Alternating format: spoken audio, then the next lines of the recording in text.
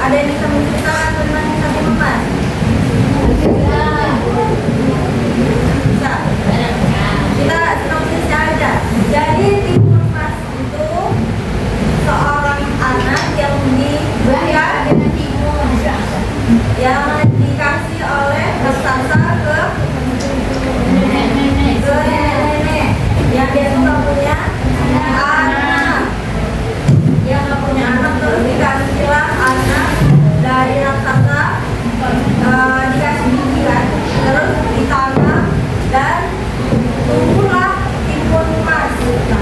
Pas dibuka kan gede tuh kan timunnya, gede. Nah, dipotonglah, ternyata di dalamnya ada bayi. Nah, sebelum itu kan mereka punya perjanjian. Apa perjanjiannya? Harus dikembalikan ke raksasa. Akhirnya bayi tersebut diberi nama menjadi Timun Mas. Dirawatlah dia sama nenek tersebut, dimakan, dirawat dengan baik sampailah dia tumbuh menjadi seorang gadis yang cantik. Yang cantik tadi dia oke. Sampailah dia sudah dewasa, jadi remaja. Karena perjanjian siapa? Perjanjian raksasa dan nenek tersebut sudah tiba masanya. Akhirnya raksasa itu kan mau jemput kan, mau nagih janjinya. Nah, sedangkan si nenek ini dia nggak mau ngasih Timun Mas karena apa? Karena udah sayang sama Timun Mas, udah dikasih makan, masa tiba-tiba diambil gitu kan. Nah, akhirnya Timun Mas disuruh pergi jauh dari desa tersebut supaya dia dikejar oleh raksasa.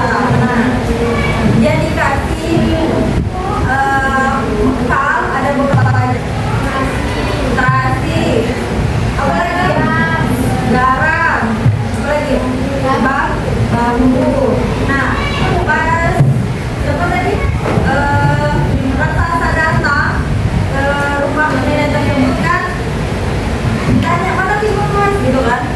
Terus ternyata Timun Masnya sudah pergi. Itu raksasa tersebut marah dan mengejar Timun Mas yang nggak boleh dibilang. Terus dikejarlah Timun Mas. Kan dia dikasih kan bekal. Nah, pertama disuruh tabur bambu gitu. Disuruh dia ditaburnya bambu kan. Nah, dia tuh pas raksasa lewat